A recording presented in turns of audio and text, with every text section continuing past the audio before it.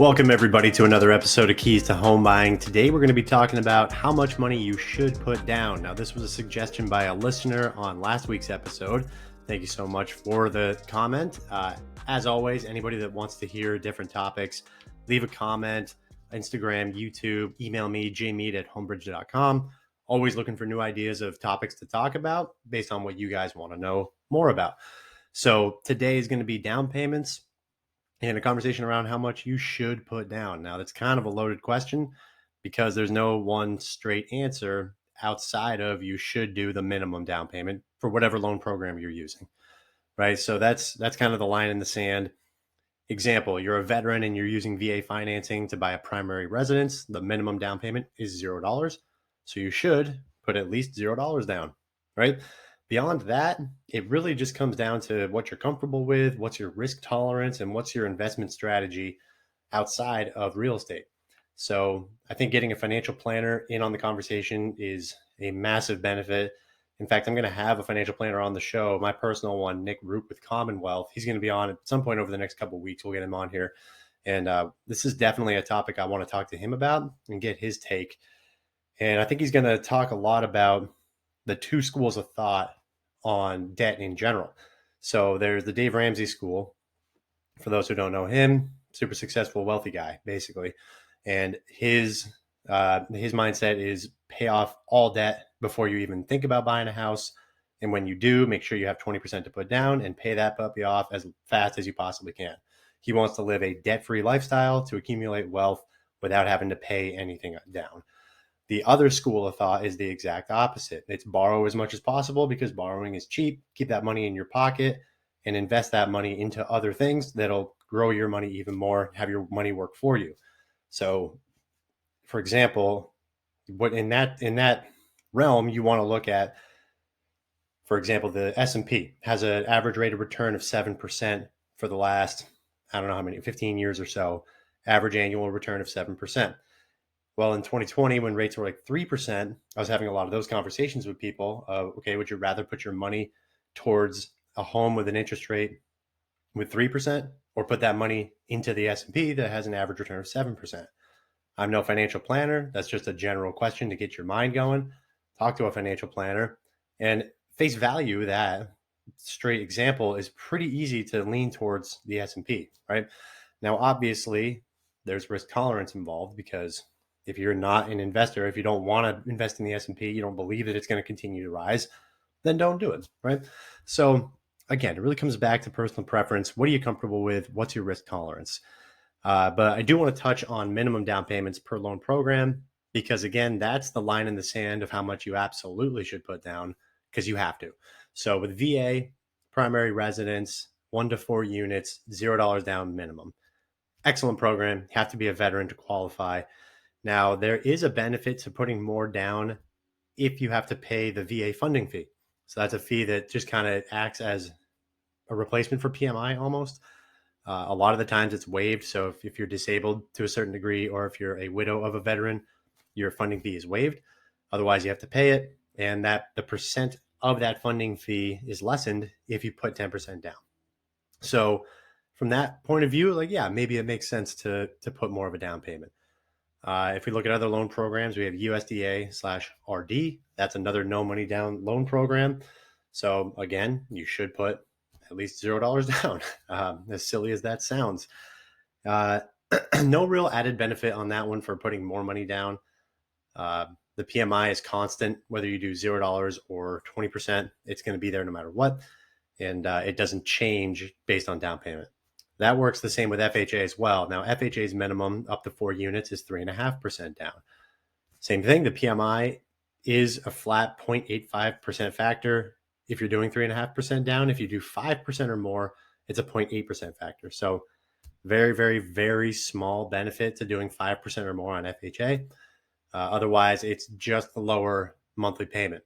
Now, if you tuned into if you follow me on Instagram, I had a post last week about this. A buddy of mine was looking at a property and his realtor was saying they might have to go like 10 grand over asking. And he was thinking to himself, gosh, that's a lot of money. Do I really want this house that badly? $10,000 more is a lot. And I told him, well, look at it this way. Every shift in $5,000 is roughly $30 a month difference in your payment. So that extra 10 grand is really $60 more a month. Are you going to let the house go for $60? Maybe, maybe not. Same thing goes with down payment. If you're going to put another 5,000 down, consider that lowering your monthly by about $30. So when you look at it from that perspective, what you really want to focus on is the break even. How long is it going to take me to recover that $5,000 initial investment if I'm saving $30 a month?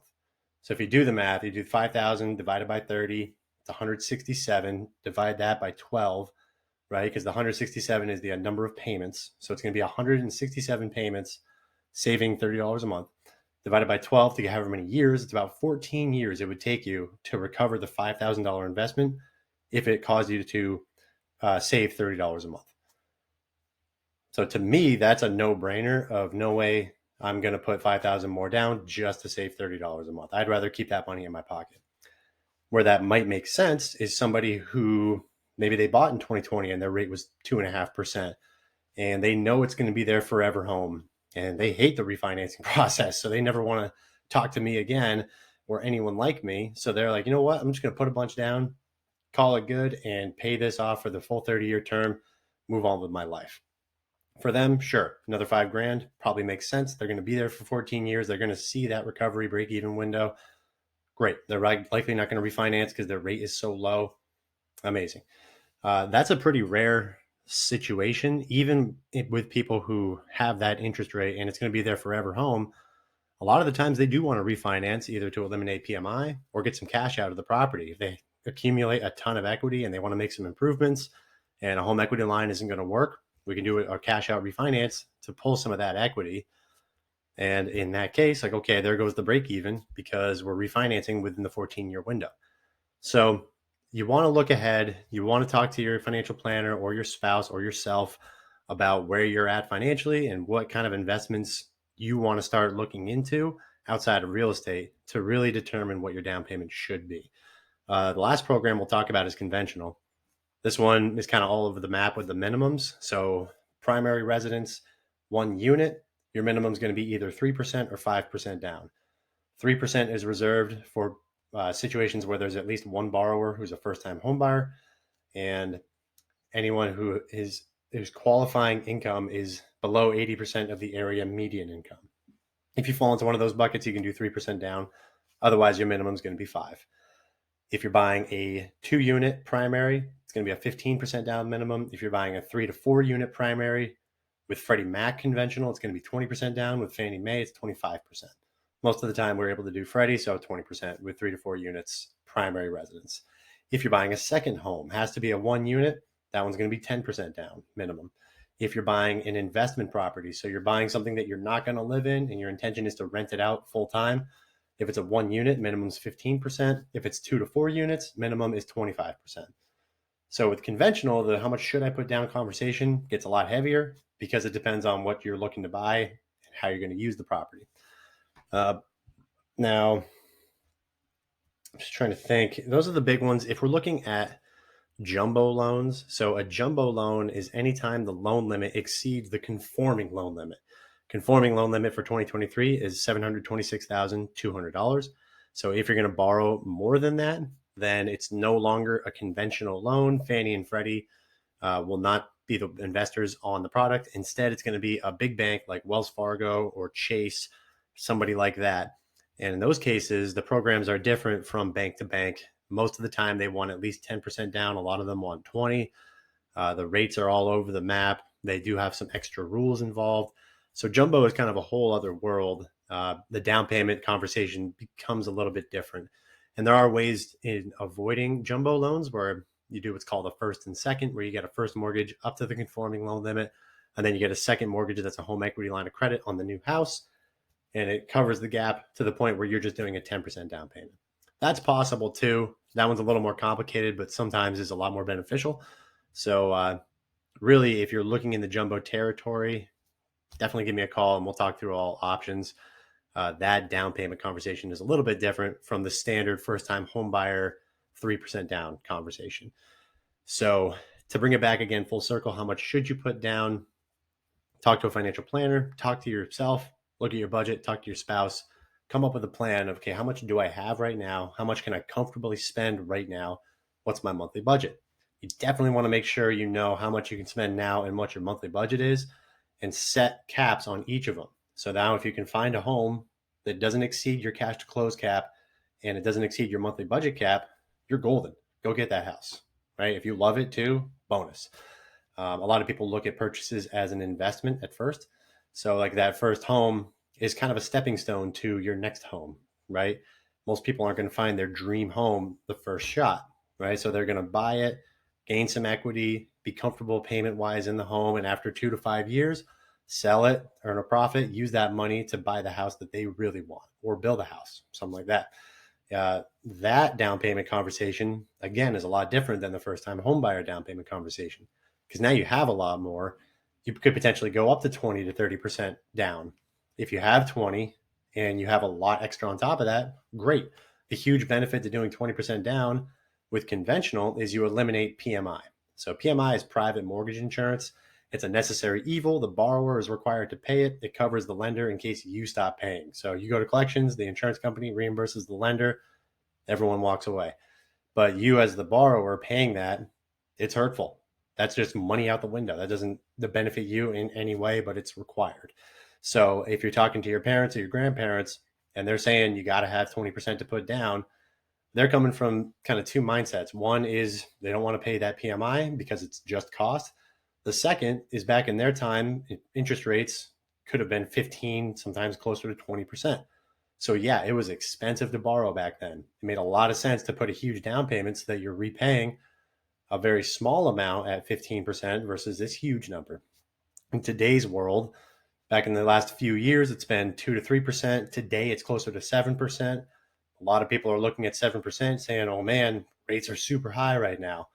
Well, that's all relative. If you're comparing to your friends who bought the last couple of years, yeah, it's high compared to them, but those rates were the lowest we've seen in history. If you look at an average rate over the last 12 to 13 years, it's around 7. So we're right in par with where rates kind of have been historically. So again, it's all relative. It just depends on how you look at it. But still, comparatively to when our parents and grandparents bought, it's still cheap to borrow. So the 20% down recommendation, it's there. It's nice if you have it. Personally, if I'm looking at your accounts and I see that you have enough to do 100% down, cool, do 20%. You have plenty left over for emergency funds, reserves. You can still do other investments. That's great. To me, go ahead and do 20. If you're just scraping by and you're barely able to do 10%, maybe we look at 3 or 5% down so you can hold on to that money. Because once you're in the home, it's going to be real nice to have some money on hand, because something's going to break. No matter how nice the house is, even if it's a new build, something's going to go wrong in the first few months and you're going to have to pay for it. And if you don't have anything, that's going to hurt a lot more. So that's my personal recommendation. Is I'm school of thought, keep as much money in your pocket as possible, not put as much as you can on the down payment. Really, personal preference is the is the main answer at the end of the day. Last thing I want to talk about is down payment assistance programs. We have two that we have access to at Homebridge in Vermont. The first is Vermont Housing Finance Agency, VHFA. So they will offer up to up to $15,000 down payment and closing cost assistance. The way that works is you get your first mortgage with us. We'll give you the loan amount to cover, whatever the loan is based on your down payment. They'll give you up to that $15,000 as a second mortgage on the home. We facilitate it for you, so we're kind of handling both at the same time. But that money, say they give you $13,000, it's going to sit as a second mortgage on the property, and you owe it back when you either pay off the first mortgage, refinance the first mortgage, or sell the home. Then you have to pay off that second mortgage, $13,000 in this case. The idea is by the time that happens, you'll have gained enough equity in the home that it'll be pretty easy to pay off. So it's a pretty great program. It's a little tough to qualify for. They have an income limit, and they consider non-borrowing spouse income. So if you're married and you're the wife and you are qualifying on your own, but your husband also works, we have to consider his income as well. And if you guys combined exceed the income limit, you won't qualify. Their credit score minimums are usually a little bit higher than normal program minimums, and their debt to income thresholds are usually a little bit lower than standard thresholds for these programs not using VHFA. So a little hard to qualify for, not impossible, worth looking into. And if you do qualify, it's a heck of a program. Also, for anyone interested, if you go to vhfa.org, one of the requirements for using that down payment assistance is taking a first-time homebuyer education course. You can take that anytime. Just go to their website and there's links to it. It's actually a phenomenal course. I've heard great things, and all my borrowers who take it always come away with some good tidbits, and they start asking way better questions. So I do recommend taking some kind of homebuyer education, and VHFA has access to some really good ones. The other program that we have just came out recently. It's only if you're using FHA financing for the first mortgage, and it will give you 3.5% or 5% of the lesser of the purchase price or appraised value as down payment assistance.